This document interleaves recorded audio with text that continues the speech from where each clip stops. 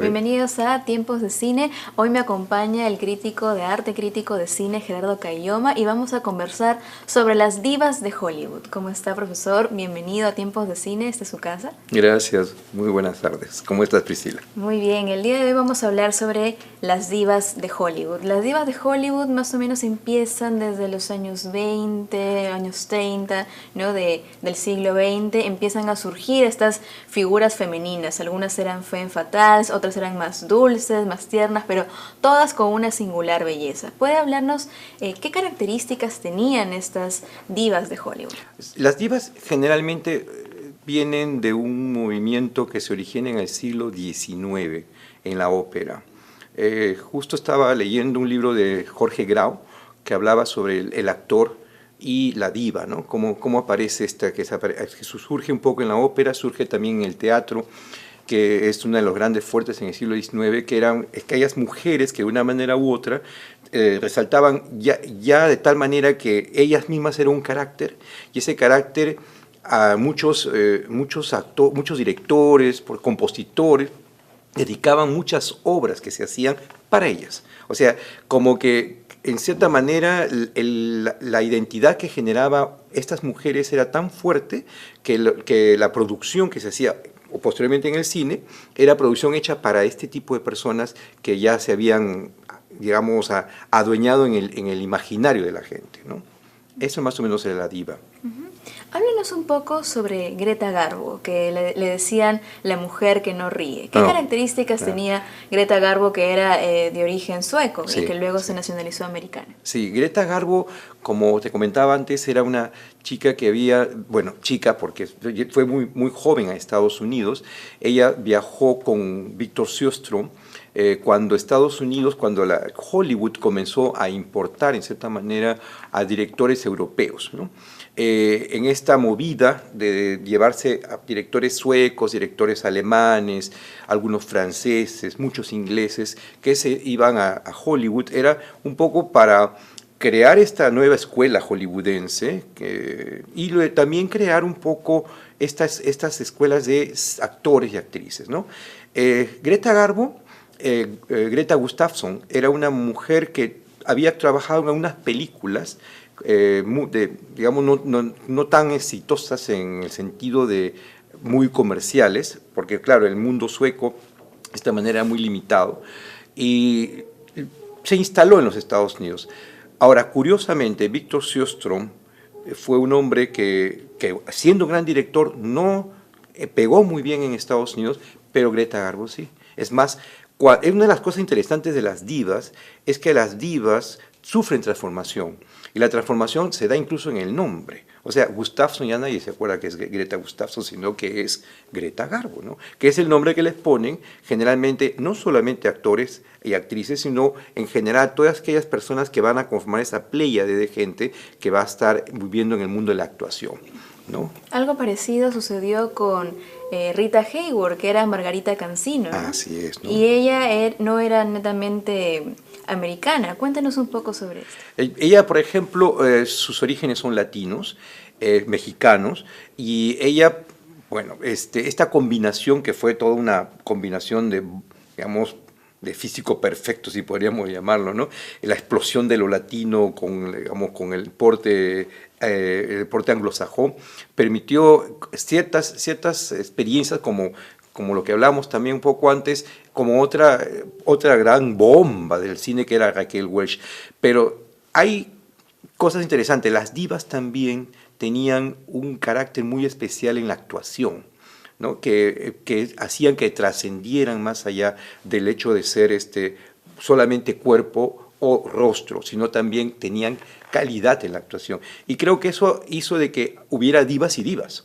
Entonces las divas que van a trascender como tipo Greta Garbo, como por ejemplo va a ser un poco como Marlene Dietrich, un poco como por ejemplo Rita Hayworth, son personas que de una manera u otra tenían un carácter fuerte y también tenían mucho talento para la actuación.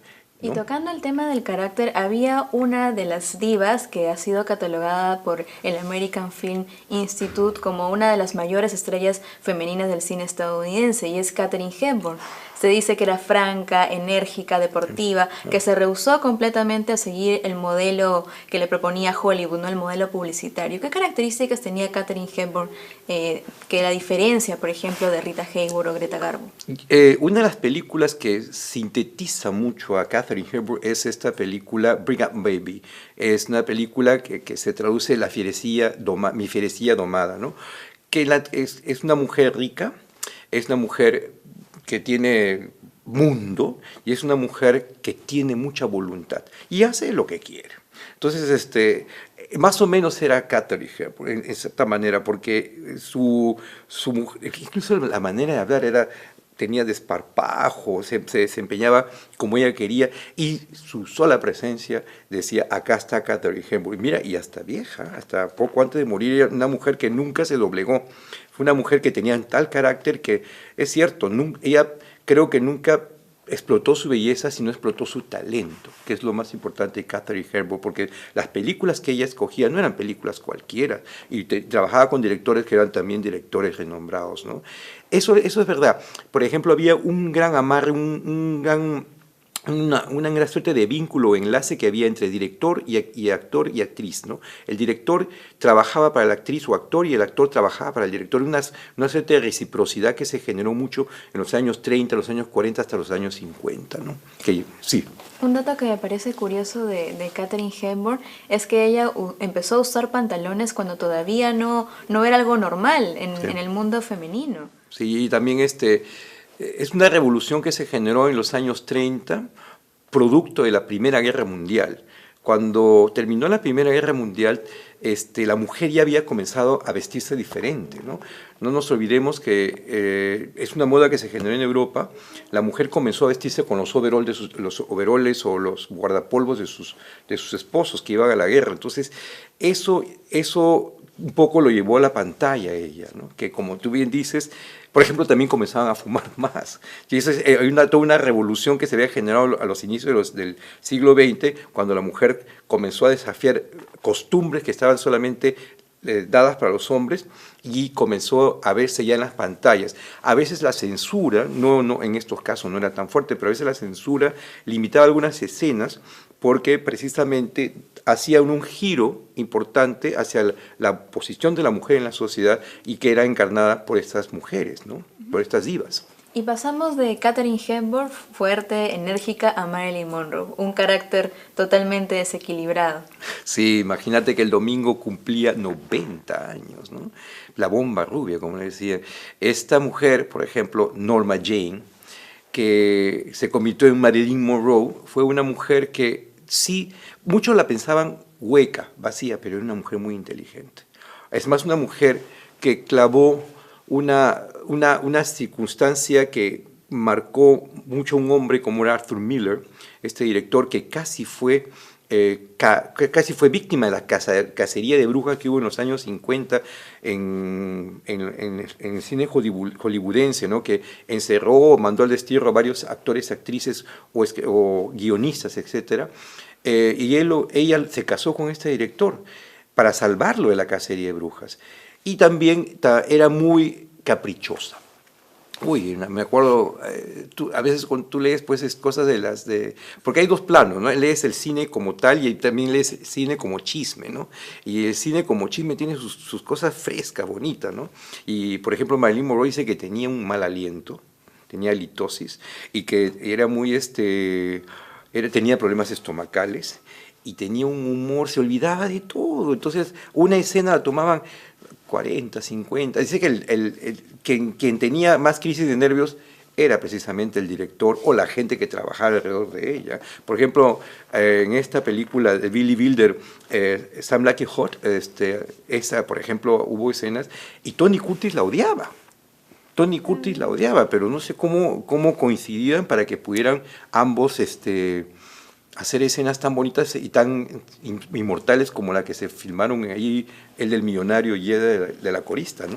Sobre todo la empatía que deben tener los actores para reflejar los diálogos que están leyendo. Y si es que hay una persona que te parece de repente exasperante y encima que tiene mal aliento, debe haber sido terrible para Tony Curtis. Imagínate, ¿no? Y hay otra diva que es súper dulce. Personalmente a mí, yo cuando la veo me encanta, Audrey Hepburn. Sí, Audrey Hepburn era un ángel, decían, era belga. Ella tuvo una infancia muy triste durante la Segunda Guerra Mundial. Ella contaba que, por ejemplo, había comido raíces porque su pueblo había sido arrasado y se fue a Estados Unidos, hizo carrera ahí. Lo que ella supo explotar muy bien, y la película perfecta es My Fair Lady, ¿no? Que la muestra como casi como un Pygmalion, o sea, la salida del momento de la pobredumbre que lo fue la Segunda Guerra Mundial, aunque venía de familia acomodada, pero la situación de la guerra pues lo había empobrecido, y va a los Estados Unidos y crece como mujer, ¿no? Hizo películas maravillosas. Audrey Hepburn, cuando tuvo cáncer, se dio cuenta de su enfermedad y luchó mucho, hizo campaña contra esta enfermedad, y hasta que ella falleció, ¿no? Una mujer que trabajó con ideales muy claros, esta mujer, ¿no? Muchas de estas divas han llegado a tener relaciones amorosas con sus coprotagonistas, pero también con directores. Y hubo un caso en que un director se aferró mucho a una de estas divas, Alfred Hitchcock y Grace Kelly. ¿Cuál era la relación entre ellos dos? En realidad, no creo que haya sido una cuestión física, sino más bien platónica. Hitchcock era un hombre que le encantaban las rubias. Tippi Hedren, por ejemplo, de Los pájaros, y Kim Novak, por ejemplo, en Vértigo, él tenía una rubia debilidad. Entonces, Grace Kelly dicen que era su preferida. Bueno, en La ventana indiscreta sale extraordinaria. Además, parece que él soñaba con la persona que se dedicaba a hacer el vestuario, soñaba cómo vestir a las mujeres. Igual, por ejemplo, en King Novak, en la película En Vértigo, soñaba cómo vestir a King Novak, ¿no? Él tenía esa debilidad. Y no quiso de que Grace Kelly se casara con Raniero III. No, pero ahí está, la vida es así. Hemos llegado al final de esta entrevista. Le agradecemos que se haya tomado un tiempo para venir a conversarnos sobre las divas de Hollywood. Siempre es muy grato y muy emocionante hablar con usted. Esperamos que haya sido también de su gusto la entrevista. Por favor, Priscila, gracias. Muchísimas gracias por la invitación. Continuamos con Tiempos de Cine después de la pausa.